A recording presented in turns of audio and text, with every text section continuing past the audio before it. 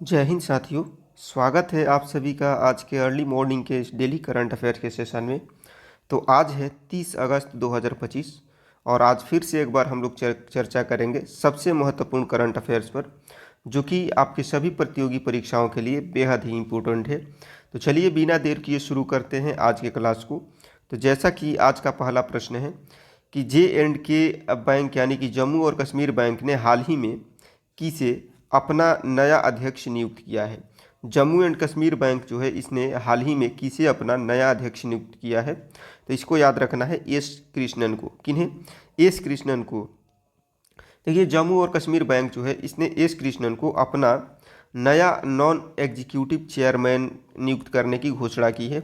यह फैसला बैंक के बोर्ड ने 25 अगस्त 2025 को लिया। हालांकि इस नियुक्ति पर अंतिम मुहर भारतीय रिजर्व बैंक की मंजूरी के बाद मिलेगी। एस कृष्णन बैंकिंग क्षेत्र के लिए एक बहुत अनुभवी पेशेवर हैं जिन्हें 40 से अधिक वर्षों का अनुभव है। इससे पहले वे पंजाब एंड सिंध बैंक के एमडी और सीईए जैसे महत्वपूर्ण पदों पर भी काम कर चुके हैं। नॉन एग्जीक्यूटिव चेयरमैन के रूप में उनकी मुख्य भूमिका बैंक के काम की निगरानी करना, रणनीतिक सलाह देना और यह सुनिश्चित करना होगी कि बैंक आरबीआई के नियमों का पालन करे। यह नियुक्ति बैंक के लिए महत्वपूर्ण है क्योंकि यह राष्ट्रीय बैंकिंग मानकों के साथ जुड़ने और निवेशकों का विश्वास बढ़ाने की एक दिशा में बड़ा कदम है। अगला प्रश्न है कि वित्तीय वर्ष 2024-25 में भारत और अफ्रीका के बीच द्विपक्षीय व्यापार पहली बार किस ऐतिहासिक आंकड़े को पार किया है। वित्तीय वर्ष 2024-25 में भारत और अफ्रीका के बीच द्विपक्षीय व्यापार पहली बार किस ऐतिहासिक आंकड़े को पार किया है। तो इसको याद रखना है 100 अरब अमेरिकी डॉलर। किस आंकड़े को पार किया है? 100 अरब अमेरिकी डॉलर को। वित्तीय वर्ष 2024-25 जो है इसमें भारत और अफ्रीका के बीच जो है आपसी व्यापार 100 अरब अमेरिकी डॉलर के ऐतिहासिक आंकड़े को पार कर गया है। यह घोषणा केंद्रीय विदेश राज्य मंत्री कीर्तिवर्धन सिंह ने 20वें सी द्वितीय CII भारत अफ्रीका व्यापार सम्मेलन में की। CII भारत अफ्रीका व्यापार यह एक बहुत बड़ी उपलब्धि है क्योंकि 5 साल पहले यह व्यापार सिर्फ $56 का था। इसका मतलब है कि दोनों के बीच व्यापारिक संबंध बहुत तेजी से मजबूत हुए हैं। व्यापार के साथ साथ भारत अफ्रीका में निवेश भी कर रहा है। भारत अब अफ्रीका के शीर्ष 5 सबसे बड़े निवेशकों में से एक बन गया है, जिसमें कुल 75 अरब डॉलर से अधिक कुल निवेश जो है 75 अरब डॉलर से अधिक है। इस व्यापार में भारत अफ्रीका को मशीनरी, दवाइयाँ, गाड़ियाँ और टेक्सटाइल जैसे उत्पाद बेचता है, अब जबकि अफ्रीका से कच्चा तेल, सोना और हीरे जैसी चीज़ें खरीदता है। भारत सिर्फ व्यापार ही नहीं बल्कि विकास में भी अफ्रीका का भागीदार है। भारत ने अफ्रीकी देशों को 12 अरब डॉलर से ज़्यादा का कर्ज और हजारों छात्रों को स्कॉलरशिप भी दिया है। अगले प्रश्न की बात करें तो सार्वजनिक क्षेत्र के पंजाब नेशनल बैंक ने हाल ही में अपनी पहली स्टार्टअप केंद्रित शाखा का उद्घाटन कहाँ पे किया है। सार्वजनिक क्षेत्र के पंजाब नेशनल बैंक ने हाल ही में अपनी स्टार्टअप केंद्रित शाखा का जो है उद्घाटन कहाँ पे किया है। तो इसको याद रखना है नई दिल्ली। कहाँ पर? नई दिल्ली में। देखिए देश के प्रमुख सरकारी बैंक जो है पंजाब नेशनल बैंक, इसने अपनी पहली स्टार्टअप केंद्रित शाखा नई दिल्ली के भीकाजी कामा प्लेस में खोली है। इस खास ब्रांच का मुख्य उद्देश्य नए स्टार्टअप और युवा उद्यमियों को एक ही जगह पर सभी तरह के बैंकिंग सुविधाएं देना है। पीएनबी ने इसके लिए software technology parks of India के साथ एक समझौता भी किया है। इसके तहत एसटीपीआई योग्य स्टार्टअप की पहचान करेगा और बैंक उन्हें आसानी से वित्तीय सहायता प्रदान करेगा।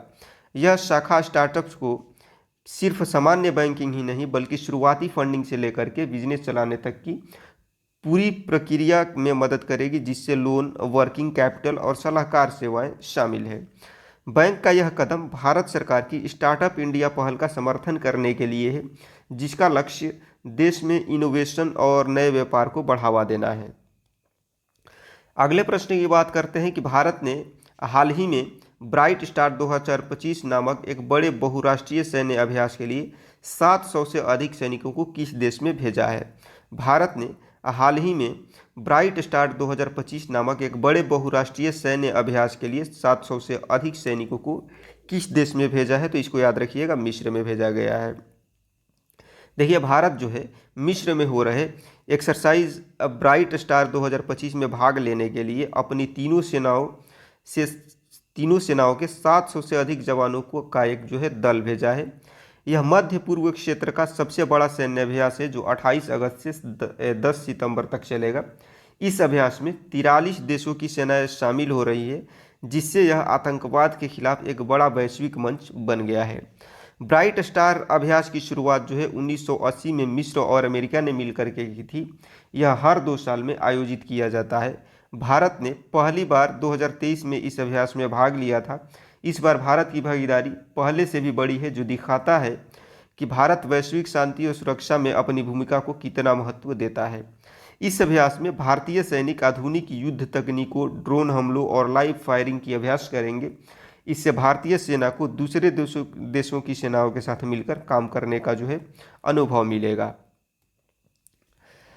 अगला प्रश्न है कि हाल ही में राष्ट्रपति द्रौपदी मुर्मू ने किन्हें सर्वोच्च न्यायालय का न्यायाधीश नियुक्त किया है? हाल ही में राष्ट्रपति द्रौपदी मुर्मू ने किन्हें सर्वोच्च न्यायालय का न्यायाधीश नियुक्त किया है? तो इसको याद रखना है, न्यायमूर्ति आलोक आराधे और न्यायमूर्ति वीएम पंचोली। ऑप्शन सी, न्यायमूर्ति आलोक आराधे और न्यायमूर्ति वीएम पंचोली को सर्वोच्च न्यायालय का न्यायाधीश नियुक्त किया गया है राष्ट्रपति द्रौपदी मुर्मू के द्वारा। देखिए, राष्ट्रपति द्रौपदी मुर्मू ने जो है 2 न्यायाधीशों यानी कि न्यायमूर्ति आलोक आराधे और न्यायमूर्ति विपुल मनुभाई पंचोली को सर्वोच्च न्यायालय का न्यायाधीश नियुक्त किया है। यह नियुक्ति सर्वोच्च न्यायालय के कॉलेजियम की सिफारिश पर की गई है, जिसके अध्यक्ष भारत के मुख्य न्यायाधीश BR गवई है। कॉलेजियम की सिफारिश के बाद ही राष्ट्रपति इस पर अपनी मुहर लगाती है। इन नियुक्तियों से पहले न्यायमूर्ति आलोक आराधे बॉम्बे हाई कोर्ट के मुख्य न्यायाधीश थे, जबकि न्यायमूर्ति वीएम पंचोली जो है पटना हाई कोर्ट के मुख्य न्यायाधीश थे। इन दो नियुक्तियों के साथ जो है सर्वोच्च न्यायालय में न्यायाधीशों की कुल संख्या 34 हो गई है, जो इसकी स्वीकृत अधिकतम संख्या है, यानी कि अब सुप्रीम कोर्ट में कोई भी पद खाली नहीं है। इस नियुक्ति का एक दिलचस्प पहलू यह है कि न्यायमूर्ति पंचोली जो है अक्टूबर 2031 में भारत के मुख्य न्यायाधीश बनने की कतार में है, तो इसको आपको याद रखना है। आज के अगले प्रश्न की बात करते हैं, तो केरल का प्रसिद्ध त्यौहार ओणम 2025 भव्य अथचमयम शोभा यात्रा के साथ कहाँ से शुरू हुआ है? केरल का जो प्रसिद्ध त्यौहार है ओणम, तो ये ओणम 2025 जो है ये भव्य अथचमयम शोभा यात्रा के साथ कहाँ से शुरू हुआ है?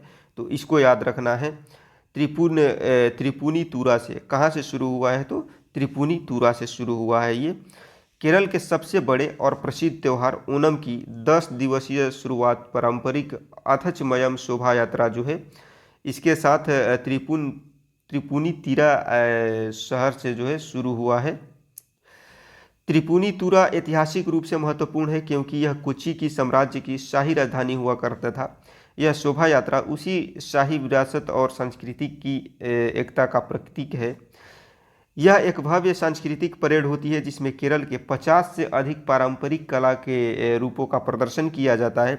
इसमें कथकली, थेयम, पुलिकली और मार्शल आर्ट कलरीपयट्टू जैसे प्रदर्शन शामिल होते हैं। इस साल की शोभा यात्रा में पारंपरिक कलाओं के साथ साथ सामाजिक संदेश देने वाली झांकियां भी शामिल थी, जैसे कि नशा मुक्ति पर आधारित झांकी। यह आयोजन राजा महाबली के स्वागत की तैयारी का प्रतीक है, जिनकी याद में ओणम का त्यौहार मनाया जाता है। यह केरल का सबसे बड़ा फसल उत्सव भी है। अगले प्रश्न की बात करते हैं, तो भारत में पहली बार गंभीर रूप से लुप्त प्राय एशियाई विशालकाय कछुओं का सफल कृत्रिम उष्मायन जो है कहाँ पे किया गया है? भारत में पहली बार गंभीर रूप से लुप्त प्राय एशियाई विशालकाय कछुओं का सफल कृत्रिम उष्मायन कहाँ किया गया है? तो इसको जो है आपको याद रखना है, मणिपुर में। कहाँ पर? मणिपुर में। देखिए, वन्य जीव संरक्षण की दिशा में जो है एक बड़ी सफलता हासिल करते हुए मणिपुर के प्राणी उद्यान में पहली बार गंभीर रूप से लुप्त प्राय एशियाई विशालकाय कछुओं का सफल कृत्रिम उष्मायन जो है किया गया है। उष्मायन कहने का मतलब है अंडों को मशीन से सेकना। यह महत्वपूर्ण उपलब्धि मणिपुर प्राणी उद्यान और भारतीय कछुआ संरक्षण कार्यक्रम के संयुक्त प्रयासों से संभव हुई है। एशियाई विशालकाय कछुआ, जिसे मनोरिया एमिस भी कहा जाता है, एशिया की सबसे बड़ी स्थलीय कछुआ प्रजाति है। IUCN की रेड लिस्ट में इसे गंभीर रूप से संकटग्रस्त का दर्जा दिया गया है। इन कछुओं को जंगल का छोटा हाथी भी कहा जाता है, क्योंकि ये बीज फैलाकर मिट्टी को उपजाऊ बना करके जंगल के पारिस्थितिकी तंत्र को बनाए रखने में महत्वपूर्ण भूमिका निभाते हैं। यह प्रजाति उन कुछ दुर्लभ कछुओं में से है जो जमीन पर घोंसला बनाती है और अपने अंडों की देखभाल करती है, जो कछुओं में बहुत ही असामान्य व्यवहार है। यह सफल प्रजनन कार्यक्रम इस प्रजाति को विलुप्त होने से बचाने की उम्मीद जगाता है। हाल ही में इस तरह की संरक्षण प्रयासों के तहत 10 कछुओं को नागालैंड के जंगलों में भी छोड़ा गया था। आज के अगले और आखिरी प्रश्न की बात करते हैं। तो शतरंज के प्रतिष्ठित टूर्नामेंट सिंकफील्ड कप 2025 का खिताब जो है किस ग्रैंड मास्टर ने जीता है? शतरंज के प्रतिष्ठित टूर्नामेंट सिंकफील्ड कप 2025 का खिताब जो है किस ग्रैंड मास्टर ने जीता है? तो इसको आप याद रखिएगा, वेस्ली सो। किसने? वेस्ली सो ने। देखिए, अमेरिकी ग्रैंड मास्टर वेस्ली सो जो है, इन्होंने 9 साल के लंबे इंतजार के बाद जो है सिंकफील्ड कप 2025 का खिताब अपने नाम कर लिया है। टूर्नामेंट का अंत जो है बेहद रोमांचक रहा, जहां वेस्ली सो भारत के आर प्रज्ञानंद और अमेरिका के फैबियानो करुआना को जो है तीनों 5.5 अंकों के साथ बराबरी पर थे। विजेता का फैसला करने के लिए तीनों के बीच बिल्ड्स प्ले ऑफ खेला गया। इसमें वेस्ली सो ने शानदार प्रदर्शन करते हुए खिताब जीत लिया। भारत के युवा स्टार आर प्रज्ञानंद ने भी बेहतरीन खेल दिखाया और टाई ब्रेकर के बाद दूसरे स्थान पर रहे। Sinquefield cup grand chess tour का अंतिम चरण था, जो शतरंज की दुनिया के सबसे बड़े वार्षिक आयोजनों में से एक है। यह टूर्नामेंट अमेरिका के सेंट लुइस में आयोजित किया गया। इस जीत के साथ वेस्ली सो ने 2016 के बाद दूसरी बार यह प्रतिष्ठित खिताब जीता है। तो इन सभी बातों को आपको ध्यान रखना है। उम्मीद करता हूँ आज के सारे प्रश्न आपको याद हो गए होंगे और जितने भी आर्टिकल मैंने आपको समझाया बताया वो सारी चीज़ें आप बहुत बेहतरीन तरीके से समझ में आ गया होगा। तो क्लास कैसा लगा कमेंट सेक्शन में मेंशन करना नहीं भूलिएगा। अगर अच्छा लगा हो तो लाइक करिएगा, हेल्पफुल लगा हो तो अपने दोस्तों को भी शेयर करिएगा, ताकि वो भी इसका जो है फ़ायदा उठा सके। और यदि आप हमारे चैनल पर नए हैं, आपको लगता है कि हम आपके प्रतियोगी परीक्षा की तैयारी को और बेहतर बना सकते हैं, तो चैनल को सब्सक्राइब करना ना भूलें। मिलते हैं नेक्स्ट क्लास में, तब तक के लिए सबको जय हिंद।